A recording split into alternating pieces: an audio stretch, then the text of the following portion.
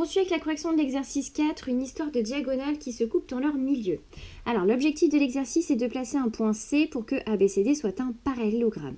L'idée ici, c'est de se servir de la propriété sur les diagonales d'un parallélogramme de façon à le construire.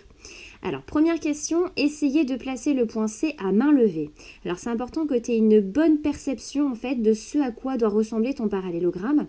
Alors, on sait que les côtés opposés sont parallèles et qui sont aussi 2 à 2 de même longueur. Donc, tu vois, à partir du point B, en fait, la longueur AD, elle va se reproduire ici en étant parallèle.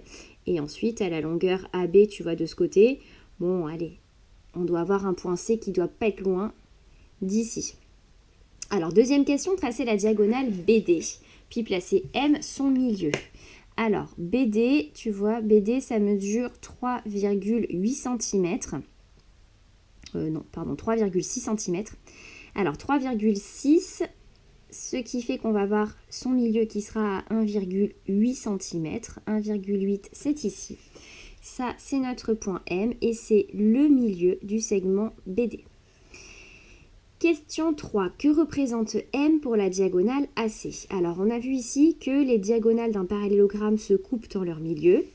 M est le milieu de la diagonale BD, donc M sera aussi le milieu de la diagonale AC. Donc, on va juste écrire que M est le milieu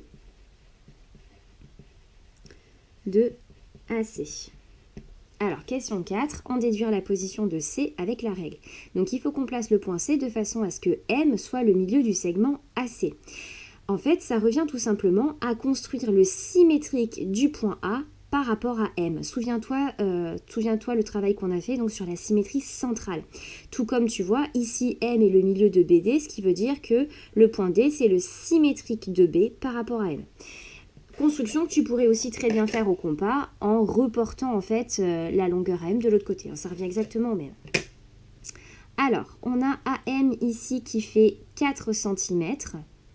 Donc, je vais reproduire 4 cm aussi de l'autre côté. Hop. 8, c'est ici. Donc, il est là le point C. Bon, tu vois, on n'était pas si loin. Hein. Et donc, cette longueur-là, c'est la même que celle-ci. Et une fois que le quatrième sommet est placé, eh bien, tu n'as plus qu'à relier tes points et on obtient le parallélogramme. Hop.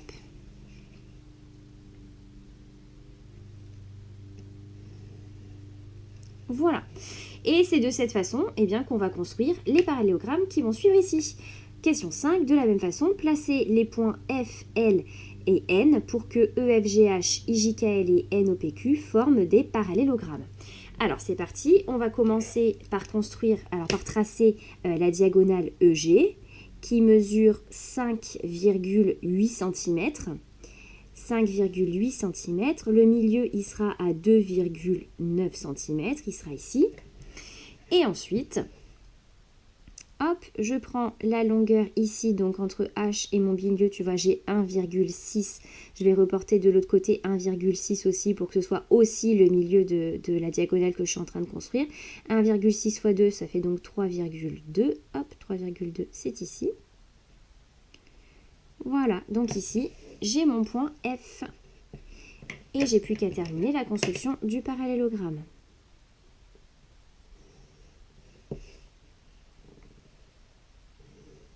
Voilà. Parallélogramme suivant, il faut qu'on place le point N. Alors tu vois le point L qui doit être à peu près par là. Alors on commence par tracer la diagonale IK. IK qui mesure 6 cm. Le milieu, ce sera donc à 3 cm.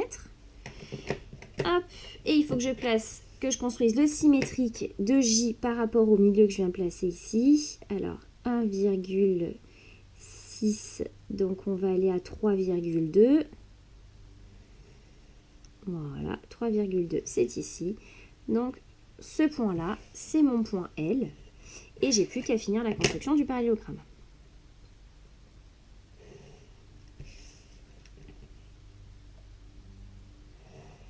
Voilà. Et à chaque fois, j'ai des diagonales qui se coupent en leur milieu. Voilà. Et enfin, le dernier, donc il faut placer le point N. Je vais commencer par placer le milieu de la diagonale QO. Alors, 3,2 le milieu ce sera 1,6, c'est ici. Ensuite, je construis le symétrique de P par rapport au milieu que je viens de placer. 1,6, donc jusque 3,2 de l'autre côté.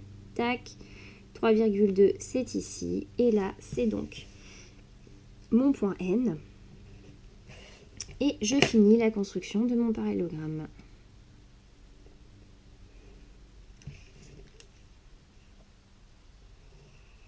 Voilà, et on a des diagonales qui se coupent en leur milieu.